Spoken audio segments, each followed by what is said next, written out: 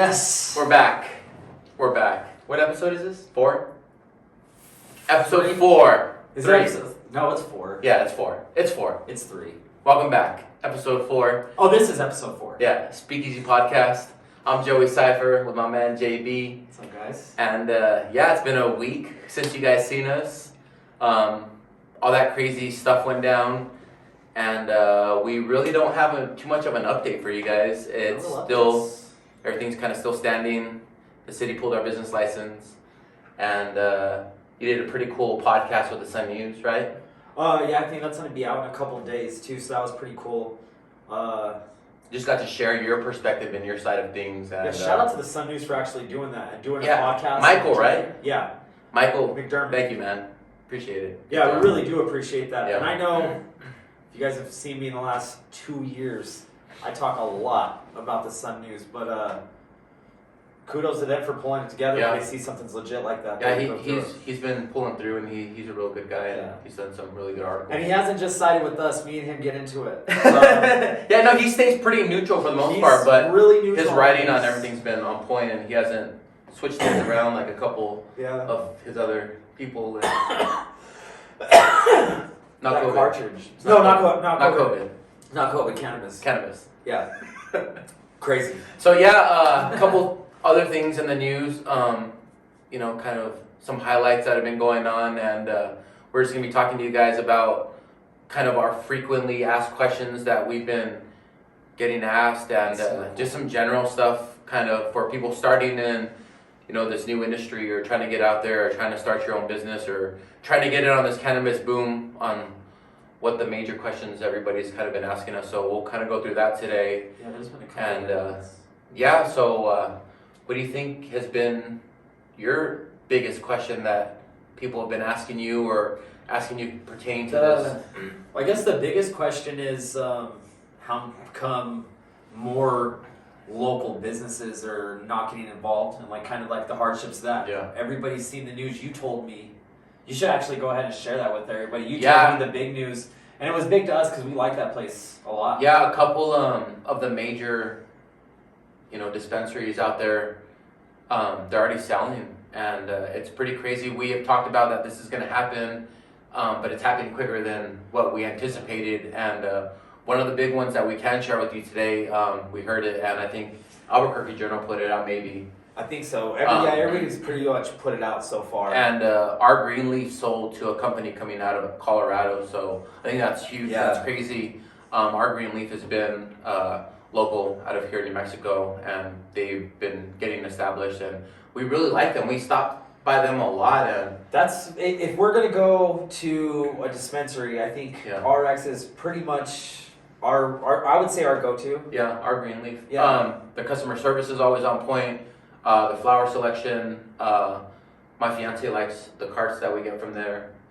So I think their whole selection is always on point, but for them to sell and kind of, It's a shame, dude. it's crazy.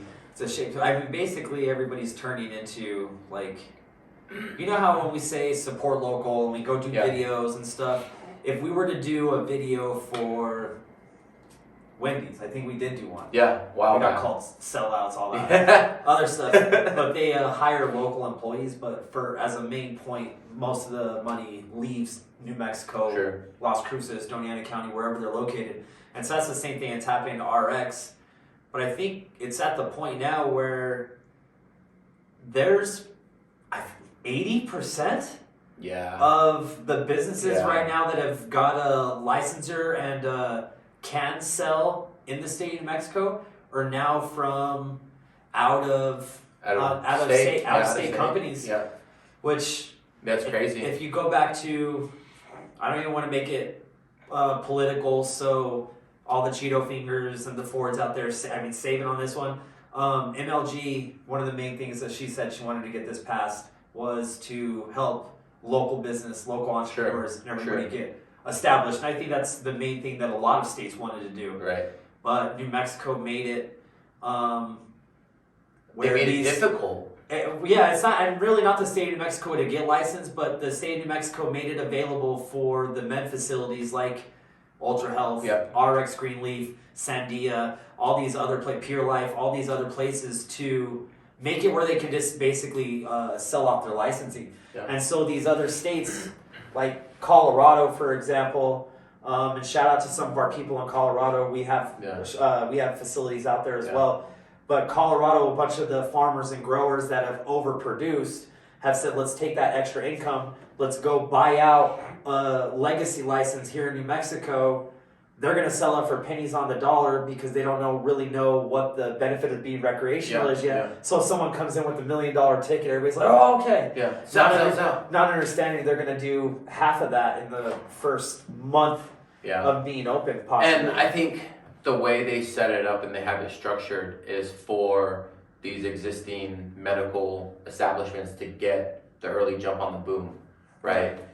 They're making it hard for the mom and pops to get up and get going with, the 90 days out to get a retail license and them being backed up. And I think it's all political. I think it's all part of the game. You know what I mean? It's so these guys can get their first cut, and everybody knows it's going to be a boom.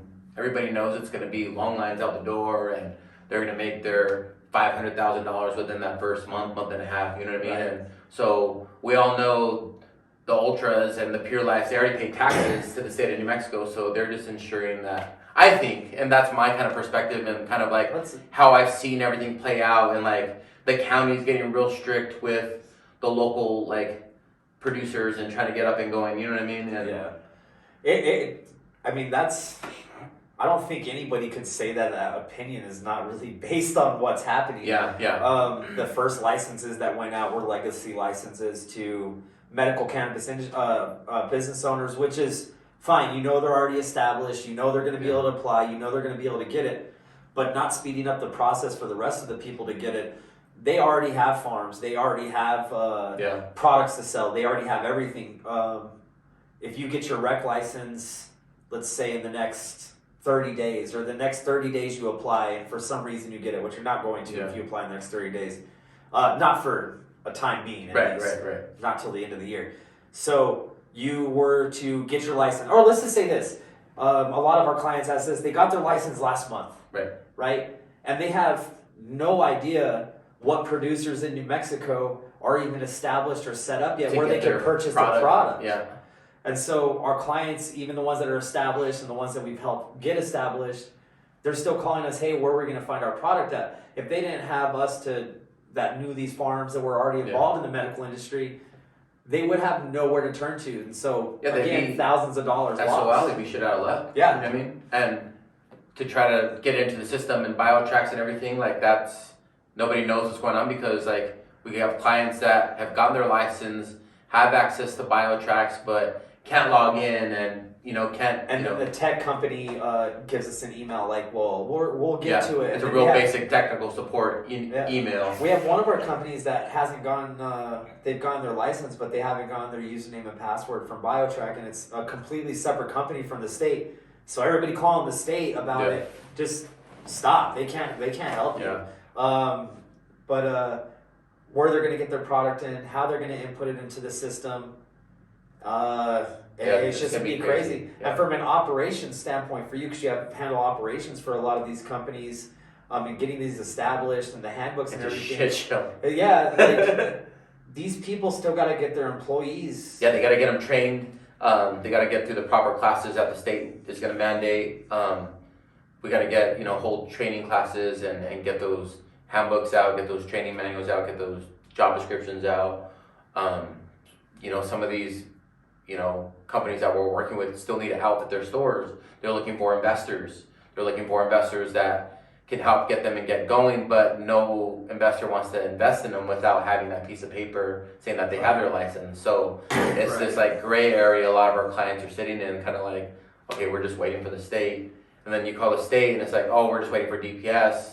DPS is probably handling a bunch of dispatch calls with a stack of paperwork on their desk, and like anybody else, they're probably pissed off. They don't want to do another job and not getting paid more for it. So they're like, oh, we'll do one a day or what have you. And it sucks. It puts everybody at a standstill, puts everybody at a hold. But I think the plan is designed for that. You know what I mean? It's designed for chaos, for once again, these mom and pops not to get up. You know, we have clients that have their license, but their stores aren't outfitted.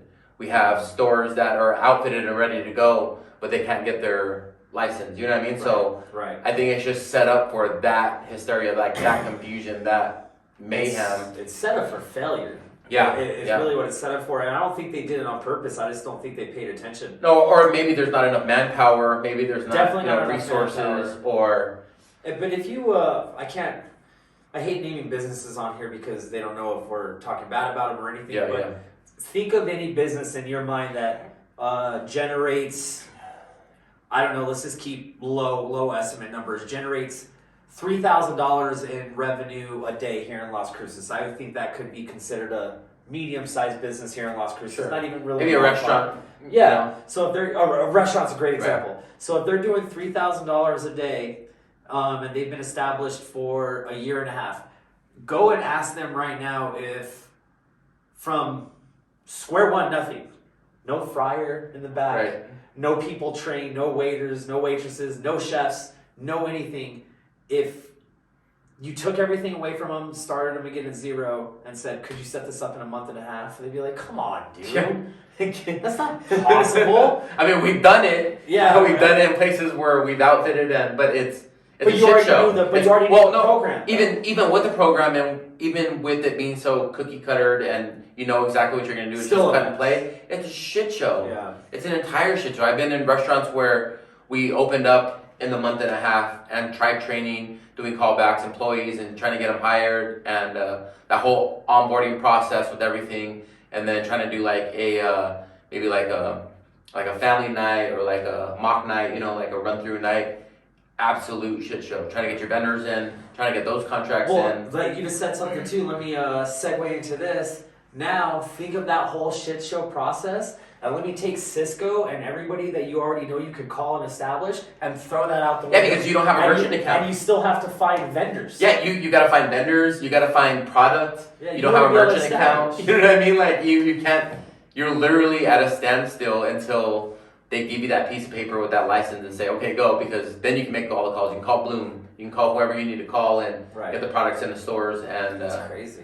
Yeah, it's crazy. And I think that's one of the biggest struggles I've seen, you know, with our clients, you know, with the team kind of working through all these, you know, hoops and battles, trying to get through this is, well, we're 45 days away. That's what, yeah. 45 days away. Yeah. That's what's crazy. It blows my mind. I'm really starting to think that, I mean, I said this a year ago in an interview we did with the Sun News and Michael actually, that a year ago, they can go back and look at this, that not one local company would be ready to open retail April 1st in Doñana County. And as of right now, I mean, we talked to everybody in this industry and helped out 90% of them. I don't think 80% of the people are going to be ready. No, I know the ones that we look like, the ones that are part of our family are going to. Yeah, well, shout out to the whole know, SACG family over there. I think other than like the medical spots, like the existing spots, and then they're open. Our team that we're working with, like other than that, like I know there's a couple out there that, you know, working on their own thing and kind of getting up and going, and it looks pretty rough, you know what I mean? And we have everything cookie cuttered out from what we're working with in different states and helping get them established to where I feel like we have a good jump on things. And I think still the hurdle is trying to get those producers who have product and get that stuff and trying to find product. I think it's going to be a big, you know, so, it's just. Not only finding product, but when the city said that they do workshops and they were trying to help the business get established, we were at all those workshops and things too. And it does look full because you have to sit one to every 4 chairs or whatever. There's like 10 people there. They were talking about, you know, getting a business structure set up. Same simple stuff we talked about, how to set up an LLC. They just said set one up. People don't know how. Right. But the biggest thing that people aren't thinking about is, like you said earlier, display cases, packaging. ID scanners, like how to do it correctly, your wraps, and then, you know, companies are going to get out there, they're going to open and they're going to buy tobacco wraps, and then Codes is gonna come in. Yeah. You're gonna get stopped. You're gonna get shut down until you fix it. There's little things to think about in running a cannabis retail company that these people that are calling us, they just don't have time to do until they find someone like the SECG family that can kind of get them through and help them along the process. Right. But there's no directory, there's no list to call to say, hey, here's who you get your flower from that's licensed and ready to go. Here's who you get your cartridges from. Edibles, live resin. I mean, we can go on and on. Chocolates, gummies. Like there's just so many different moving and ticking parts to this, and I don't think people are. I think a lot of locals. Yeah, there's no resources out there for anybody. There's really none. I think us and there's probably like another group out there that's helping establish licenses, and shout out to all them because they're people like that is what's keeping this going, and it's going to push this movement to that next level. And we're not saying that there's not going to be any mom and pops. It's going to be a first 6 months out. I think a year out, and then you'll start to see the little shops coming up. Right. But it's not going to be that first week of April boom that everybody's thinking. There's going to be 20 shops set up or 50 shops set up.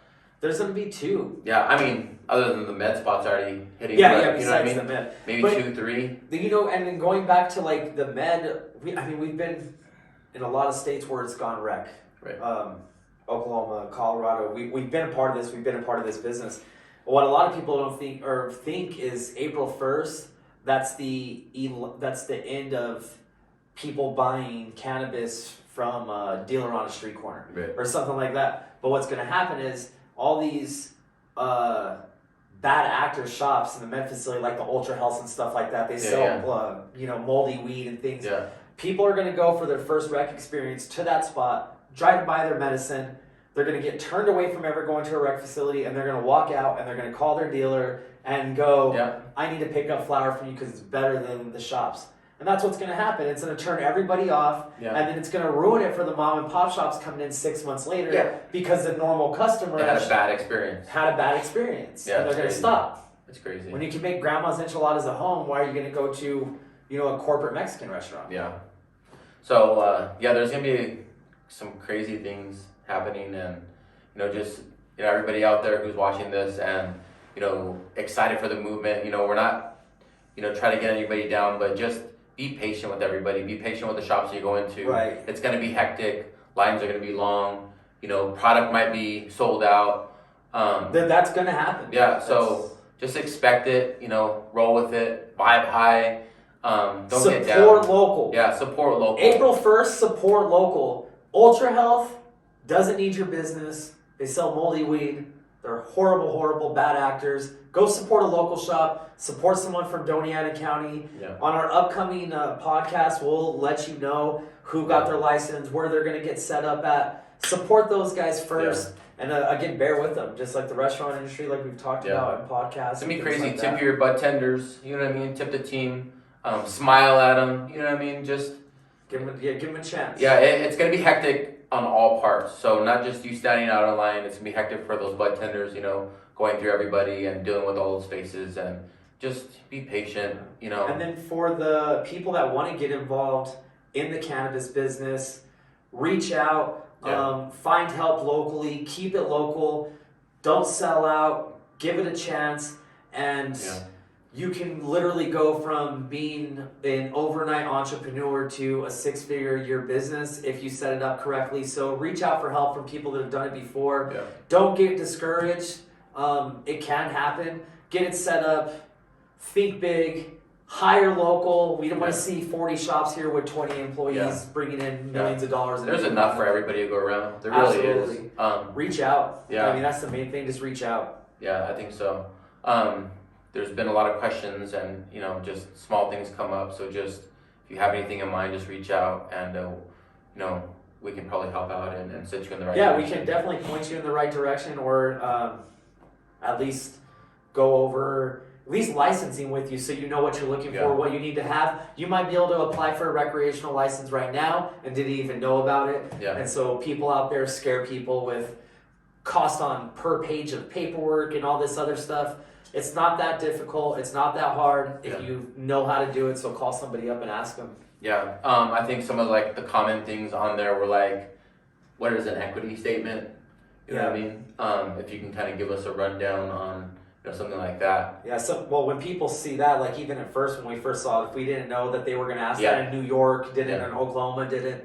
An equity plan, equity statement is just basically how you plan on helping the community that you live in, how you plan on basically donating back to the community, giving help out to the community, hiring all race, all gender, and basically taking this poverty of a community, $10.40 or $11 an hour or whatever it is now, and how you're gonna give people a fair wage and things like that. We can help you more about it. It's a lot more in detail than that, but it's a great thing. It's a great thing. It's a great thing. They just need to know how to do it. Yeah, and I think that's kind of the biggest one that gets people's eye. I don't want to. I don't. The Z and P. We call it the Z and Ps. The Z and Ps. Yeah, we can help you with the Z and Ps. Yeah, you gotta get down to the Z and Ps. Operation standpoint, SOPs, handbooks, and things. Yeah, we got all that covered. If you're in the know, you're in the know and know how to do it, and it would seem simple to even people that are listening to like, oh, this whole podcast, we knew how to do this. Well, if you know how to do it, get out there and get licensed. Obviously, it's public knowledge. We can all see who's getting licensed and who's saying they are, but they're not. Just get out there and ask someone. Yeah. If you're really interested, you really want to get in this boom, jump on it and see what you can do to get on it and contact some people. And if you have a retail cannabis location going up in your neighborhood or something like that, and you want questions about what's going to happen or concerned citizens, or you just want to give your input, let us know as well. Yeah. We've been a part of this. We've seen in Colorado firsthand from nothing to getting it established to at the end of the year, every citizen. Yeah, they got to check, right? Got to check because it made more in tax revenue than previously budgeted. So they fixed the roads, paid teachers, better hospitals, quicker response time for ambulance firefighter, higher wages. And I don't know if that'll happen officers. Here, but you never know, right? It should. Yeah. If we have anything to say about it, it will. We have a big voice out there. So if you guys want to make changes, reach out to us also. We got Munchie Friday coming up. Hey, Munchie Friday. Munchie Friday tomorrow. And I think we're going to be at Wonderland or Lava Rock. Yeah, we'll be one of the smoke shops down there. Check out the other videos on ELC's platform. They've been a huge help giving us a... Crosstown Boxing has their Lady Warrior event at the end of the month. So go and check that out. They'll be down at the Eagles on Saturday. The 26th, I believe. 26th. We'll be down there DJing and playing some sounds for y'all. We'll probably be going live, so sign up, check it out. If you're not on the card yet and you want to see about fighting, contact Coach Clark. If you are fighting and you haven't got your registration yet, contact Mike Clark and he'll get you squared away. Can I do a shameless plug real quick? I think so. I got two of them. All right, two of them. Rock on. Coach Clark, shout out to the ELC community because this goes on ELC also, right? On YouTube and all your stuff, but ELC also. Shout out to the ELC community. Coach Clark, they did that video at the mall for their students, and they've been a big part of this community, and we're always trying to help them raise money, get students to sign up with them. And that video in 4 days had over 20,000 views on it. Crazy. And crazy. And the reach on people, I think, was like over 60 or 70,000. Basically, our whole community got on that, and so thank you for that. And then a big shout out and a big thank you for supporting local King Market. Yeah, that was huge. You got to do a video. Your video came out great. That was how cool. it's put together. That was cool. That had over 10,000 views, I think, in 72 hours. So yeah, I think it's like 12,000 now or something. Yeah. So everybody listening and watching. Yeah.